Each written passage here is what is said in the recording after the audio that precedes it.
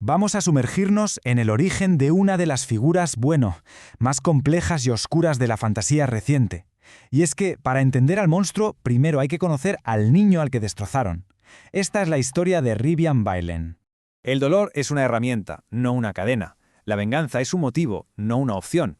Ojo, que esto no es solo una frase hecha, es literalmente el credo que se forjó en el fuego, en el mismísimo instante en que una vida se apagó y otra, muchísimo más peligrosa, echó a andar.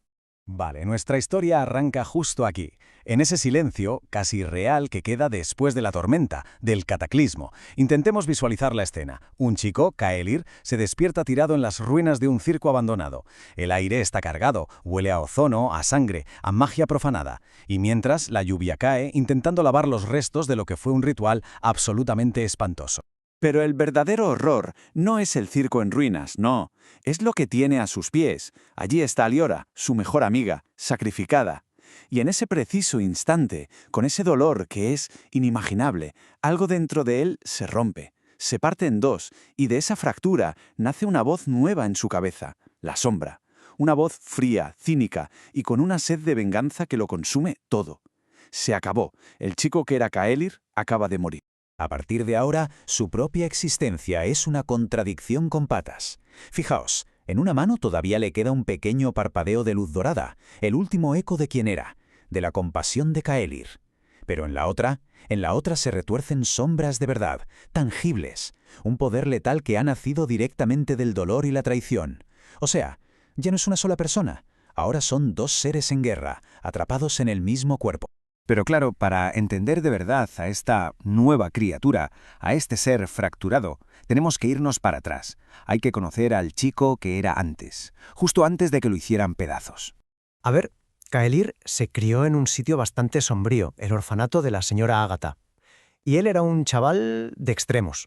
Tan pronto sentía una compasión increíble como le explotaba una rabia incontrolable. Lo que le mantenía a flote, su ancla, eran sus tres amigos. Ezren, el pragmático, Mayra, que era el pilar emocional, y sobre todo Liora, que era su luz. Pero ya desde entonces algo no encajaba. Tenía visiones secretas. A veces eran destellos de luz que curaban y otras una oscuridad fría, muy intencionada. Esa dualidad, esa guerra interna, siempre estuvo ahí, ¿sabes? Latente, esperando el momento de salir.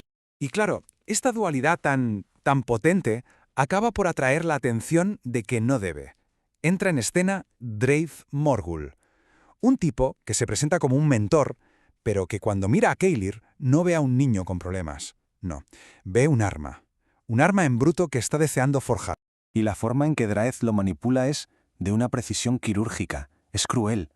No le va a ofrecer ayuda. ¿Qué va? Le ofrece poder. Le susurra al oído justo lo que necesita oír. Ese dolor, esa rabia que sientes, no son una maldición. Son combustible. Y yo puedo enseñarte a usar ese fuego. Para un chaval desesperado por encontrar un poco de equilibrio, por entenderse, esas palabras son simplemente irresistibles. Y el cebo definitivo es la promesa de un ritual que supuestamente unificará su luz y su oscuridad, dándole por fin ese equilibrio que tanto anhela. Pero es todo mentira, una trampa. El objetivo real de Dreif nunca fue sanar a Kaelir, su objetivo era romperlo. Sí, pero romperlo de una forma específica, una que le resultara mucho más útil para sus planes. Y con esto llegamos al punto de no retorno. Kaelir va al circo abandonado pensando que va a un santuario, que va a encontrar la paz, pero lo que se encuentra es un altar de sacrificios. Y tumbada sobre el altar, su amiga, Liora. El plan maestro de Dreif es una obra de crueldad en 4 actos. Primero, la promesa, dale esperanza. Segundo, la traición, revélale que Liora, su luz, es en realidad el catalizador que necesitan. Tercero, el sacrificio. La matan, y eso desata una explosión brutal de energía, de luz y de oscuridad. Y cuarto y último paso, la fractura. Porque el ritual, por supuesto, no unifica nada, lo que hace es destrozarlo. Lo rompe de una forma tan absoluta que da a luz a algo nuevo, a Rivian Bailen. Vale, a partir de aquí el que existe es Rivian. Y vamos a seguir su camino, que es básicamente un viaje a través de una mente hecha añicos para intentar aprender a controlar un poder que es sencillamente terrible. Su evolución, por llamarlo de alguna manera, es rapidísima y brutal. Primero huye, escapa del ritual como puede, enseguida descubre que es capaz de manejar tanto la luz que cura como la sombra que pudre las cosas. Esta dualidad lo lleva a buscar respuestas y acaba en un templo antiguo. Allí encuentra un manual, una especie de guía, que le explica no solo qué demonios le pasa, sino algo aún más importante: cómo puede convertir su propio odio en un arma física, una daga. Y aquí está la clave de todo: el relicario del caos. Esto no es un cacharro mágico sin más, para nada. Es un mediador. Es como un espejo del alma rota de Rivian. Es importantísimo entender esto. No crea poder de la nada. Lo que hace es amplificar lo que ya hay dentro de él, tanto la luz como la oscuridad. Su equilibrio o desequilibrio depende directamente de cómo esté la mente de Rivian en cada momento. Entonces, ahora que tiene conocimiento y un poder que empieza a controlar, las tornas cambian. Rivian deja de huir. Deja de ser la presa. Ahora abraza por completo su naturaleza caótica y se convierte en lo que tiene que ser: el cazador. Y da comienzo su guerra personal. Él solo contra todo el culto que lo cree. Pero su venganza no es una carnicería sin sentido. No es impulsiva, es metódica, fría. No le vale con matar a unos cuantos. Él busca la aniquilación total del culto, de su idea. Y para eso usa el caos como si fuera un bisturí. Sabotea sus operaciones, manipula a las facciones para que se peleen entre ellas, juega con la luz y la oscuridad como herramientas, usa la curación para demostrar su poder y la sombra para sembrar el terror. El objetivo es desmantelar, pieza a pieza, todo el sistema de creencias de Dreth, y el golpe final es destruir el artefacto más importante del culto, dejándolos sin fe y sin poder. Y aquí llegamos al clímax de su transformación, a la venganza definitiva. Porque su último acto no es clavarle la daga a Dreth. No, eso sería demasiado fácil, demasiado piadoso. Lo que hace es dejarlo vivo. Vivo pero solo, en medio de las ruinas de todo lo que ha construido en su vida. Le niega una muerte rápida y en su lugar lo condena a vivir con el peso de su fracaso absoluto. Y para un hombre con el ego de Dreth, eso es infinitamente peor que morir. Y todo esto nos deja con una pregunta flotando en el aire. A ver, Rivian fue creado a partir del dolor y la traición, renació como un ser de puro caos. Pero sus acciones, aunque son brutales, tienen su propia lógica retorcida, su justicia poética. Así que la pregunta es: ¿puede una criatura que nace así, del caos, llegar a ser algo más que una simple herramienta de destrucción? ¿O está condenado, por su propia naturaleza, a ser la tormenta que, tarde o temprano, acabe arrasándolo todo, incluyéndose a sí mismo? Para entender de verdad a una figura como Rivian Bailen, no basta con mirar lo que hace. Tenemos que ir al fondo, al epicentro de una tragedia que no solo destrozó a un joven, sino que con sus pedazos forjó algo completamente nuevo y, la verdad, bastante aterrador. Y todo empieza justo aquí, en el silencio que queda después del desastre. Entre las ruinas empieza a oírse una voz cruel, fría, y lo más inquietante de todo, no viene de fuera. Es el primer susurro de algo nuevo que está naciendo dentro de él, burlándose de su propio sufrimiento. Y aquí está la clave de todo su origen. Esta nueva conciencia no apareció de la nada, no. Se alimentó de la muerte de quien era antes. Así que, para entender al monstruo, primero tenemos que conocer al chico cuya vida, cuya alma, fue el sacrificio para crearlo. ¿Quién era él antes de que todo se viniera abajo? Venga, vamos a rebobinar. Antes de toda esta oscuridad existió Caelir, un huérfano que ya llevaba una tormenta silenciosa por dentro mucho antes de que se desatara el verdadero huracán. A ver, es que Caelir no era un chaval cualquiera. Dentro de él se libraba una auténtica guerra civil, constante y en silencio. Por un lado, tenía una compasión abrumadora, casi como si pudiera curar con ella, pero por otro, una rabia fría, calculadora, que le hacía imaginar actos de violencia con una claridad que asustaba. No había punto medio, ¿eh? O blanco o negro, dos extremos en un conflicto eterno. Y en medio de todo ese caos interior, Caelir encontró tres islas que le daban algo de equilibrio. Ethren era la lógica pura, el ancla. Mayra era el calor, ese cuidado casi maternal. Y Liora era su faro, la que creía en su bondad y le daba esperanza. Juntos eran su única defensa contra sí mismo. Pero claro, esta estabilidad tan frágil está a punto de saltar por los aires, porque alguien ha estado observando desde las sombras. Alguien que no ve la tormenta de Caelir como un defecto, sino como un arma. Un arma en bruto que está deseando afilar. Y entonces es cuando aparece Dreyf Morgul. Ojo, No llega como el típico villano. ¿Qué va? Se presenta como un mentor, alguien que parece entender a Kaelir mejor que nadie. Le habla de control, de poder, de convertir su maldición en un don.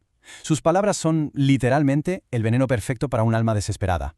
La manipulación de Draed es una obra de arte del engaño, en 3 actos. Primero, se gana su confianza. Se posiciona como el único que le entiende.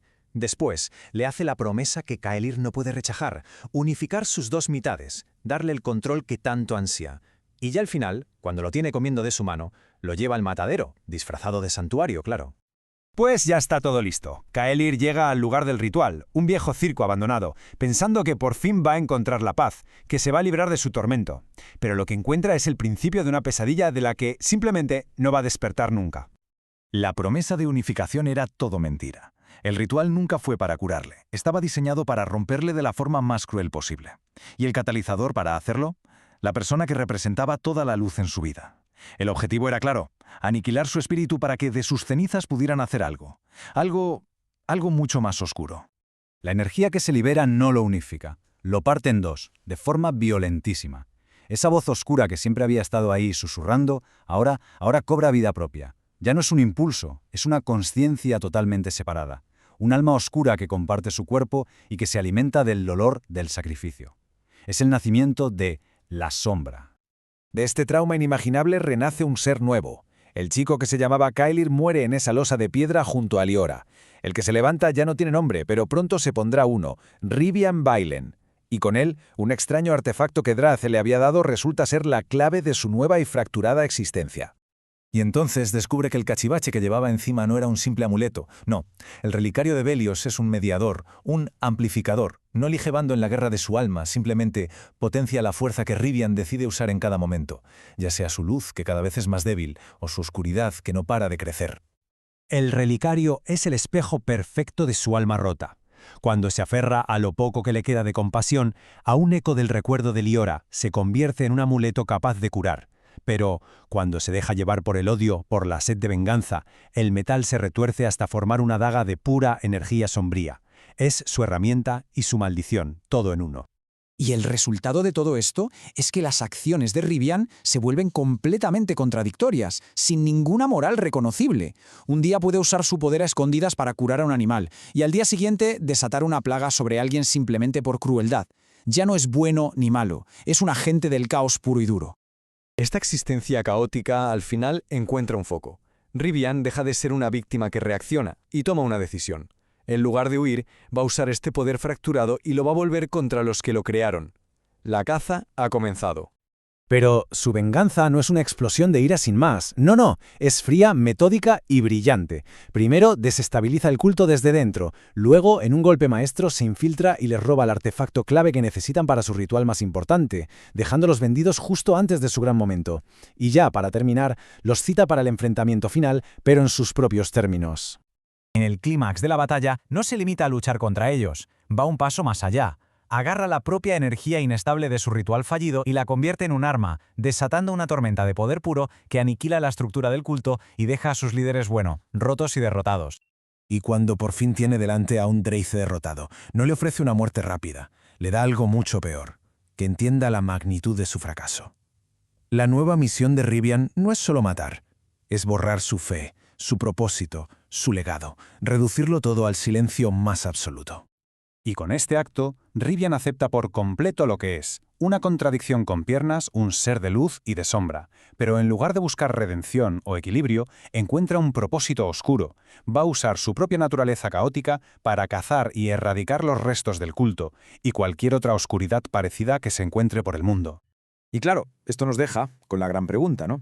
Ya está, ha cumplido su venganza, ha destrozado a sus creadores, pero es que toda su identidad, todo lo que es, se construyó sobre ese único objetivo. Ahora que la caza ha terminado, ¿qué? ¿Qué va a hacer un ser así? ¿Qué futuro le queda a un alma que nació solo para la venganza cuando ya no queda nadie a quien castigar?